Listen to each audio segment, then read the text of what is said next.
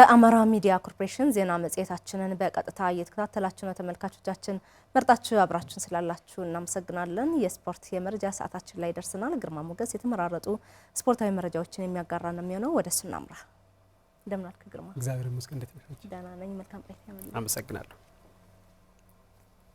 አብራችሁን ቆዩ ተመልካቾች። በሀገር ውስጥ መረጃዎች ነው የምንጀምረው።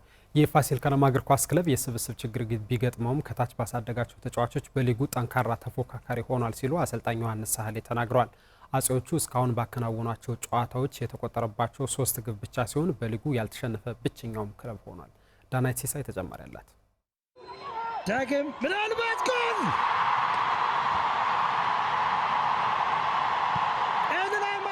ባለፈው የውድድር ዓመት ድል አልሳካ ብሎት የነበረው ፋሲል ከነማ እግር ኳስ ክለብ ቡድኑን እንደገና ካዋቀረ በኋላና ከአሰልጣኝ ለውጥ ጋር ተያይዞ ዘንድሮ በኢትዮጵያ ፕሪሚየር ሊግ ውጤታማ ክለብ ሆኗል። አሰልጣኝ ዮሐንስ ሳህሌ ክለቡን በተረከቡበት ዓመትም በፕሪሚየር ሊጉ የ11 ሳምንታት ጉዞም ያለ ሽንፈት የተጓዘ ብቸኛው ክለብ አድርገውታል። ውስን የተጫዋቾች ስብስብ ቢኖሩበትም በመከላከሉ ረገድ ግን ጠንካራ ፋሲል ከነማን ተመልክተናል።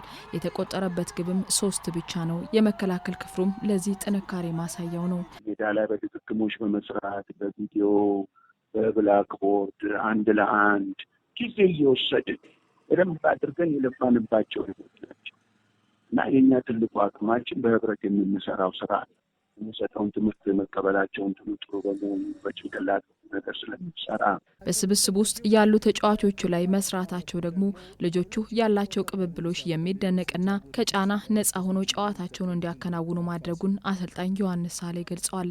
ብዙዎቹ የኛ ተጫዋቾች አሁን በቢጫ በምናምን ላይ ያሉ ልጆች ናቸው። እንደነ ዳግም፣ እንደነ ብሩክ፣ እንደነ ኮርቤል፣ እንደነ ሸምሱ እነኚህ ልጆች ብትመለከች በቢጫ ያሉ ናቸው። ግን እየገቡ እየተጫወቱና አገልግሎት እየሰጡ ነው።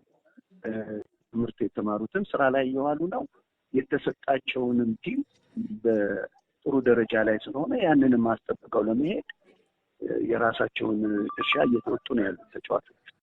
ለታዳጊ ተጫዋቾች እድል ከሚሰጡት ክለቦች መካከል አንዱ የሆነው ፋሲል ከነማ እግር ኳስ ክለብ ልምድ ያላቸውን ተጫዋቾች በስብስብ ውስጥ ለማካተት የገንዘብ ችግር ቢገጥማቸውም በእርሱ ሳይበገሩ ግን በብጫት ሴራ የያዟቸው ተጫዋቾች ክለቡን በሚገባ እያገለገሉ ራሳቸውንም እያሳዩ ነው ብለዋል አሰልጣኙ።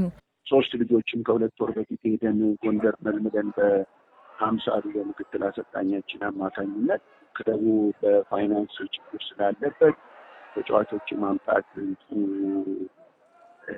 ከፍተኛ በመሆኑ አሁን አዲስ ተጫዋቾች ጨምረናል። እነሱም ካለፈው 2 ጨዋታ ጀምሮ እንግዲህ ወንበር ላይ እየተቀመጡ ነው። የመግባት በራፉ ላይ ደርሰዋል እና እነሱንም ነው የምንጠቀመው። እነኚህም ብቻን ሳይሆን 3 ልጆች ጨምረናል። እነሱንም የምንጠቀምበት ሁኔታ ሊፈጠር ይችላል ነገም ቢሆን፣ ምክንያቱም የስኳዳችን ጥበት ያን ያህል ስለሆነ። ግን እነሱን 2 ወር በማሰልጠናችን 100% የምንፈልገው ደረጃ ላይ ደርሰዋል ባንልም ገብተው ያገለግሉናል የሚል እምነት አለን። 15 ደቂቃ የሚሆን 20 ደቂቃ እና በብቻ ያሉ ልጆቻችን ከፍተኛ አገልግሎት እየሰጡ ነው ያለው። ፋሲል ከነማ እግር ኳስ ክለብ በ11 ሳምንት የሊጉ ጨዋታዎች 5 ጨዋታ አሸንፏል። 6 ጊዜ ነጥብ ሲጋራ 9 ግብ በተቃራኒ ክለቦች ሲያስቆጥር 3 ግብ ብቻ ተቆጥሮበታል። 21 ነጥብም ይዟል። ያሬድ ብርሃኑ የጎሉ ባለቤት ነው። በባህር ዳር ከተማ የስፖርት ፍላጎትና አቅርቦትን ለማመጣጠን የማዘውተሪያ ስፍራዎች መስራት እንደሚገባ የቀድሞ የቮሊቦልና የእጅ ኳስ ተጫዋቹ ደሴ ኪዳኑ ተናግሯል። በትምህርት ቤቶች ግቢን መጠቀም አለፍ ሲልም ደረጃቸውን ማሳደግ እንደሚገባም ተጠቁሟል። ሀና ማርያም መስፍን ተጨማሪ አላት። ስፖርትን መውደድ ብቻ ትርጉም አልባ ነው ይለናል አቶ ደሴ ኪዳኑ። በእርሱ ዘመን እንደ ትልቅ ጠንካራ ጎን የሚነሳውም ሁሉም በየኃላፊነቱ መስራት መቻሉ መሆኑን ያነሳል። የስፖርት ተሳታፊው ስፖርተኛም መመስገን ይኖርበታል።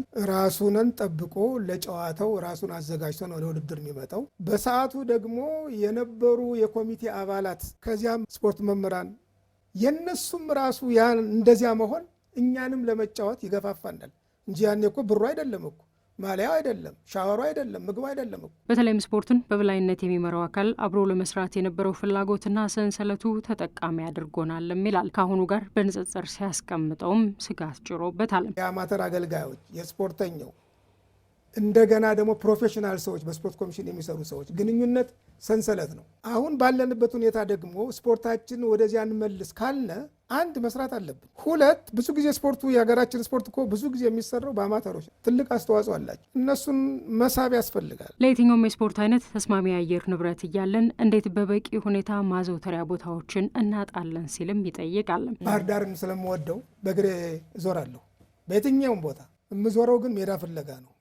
በድሮ በደርግ ጊዜ ባህር ዳር 13 ቀበሌዎች ነው የነበሩት። 13ቱም ቀበሌዎች የመረብ ኳስ ሜዳ ነበራቸው። አሁን 13ቱም ቀበሌዎች የሉም። ትምህርት ቤቶች ያለው ሜዳም የለም። ጨርቃጨርቅ ሜዳ አለ፣ እሱም የለም ማለት ትችላለች። ምክንያቱም ስታየው ለጨዋታ የሚሆንም ይችላል። በዚህ ሁሉ የመፍትሄ አካል ለመሆን ግን ተተኪዎችን ለማሰልጠን እቅድ እንዳለው አጋርቶናል። እልህ አለኝ። ያ እልህ ከክልል አልፎ ናሽናል ቲም የሚደርሱ ተጫዋቾች ማፍራት፣ በተለይ በቮሊቦል ሴትንም ወንድንም ጨምሮ።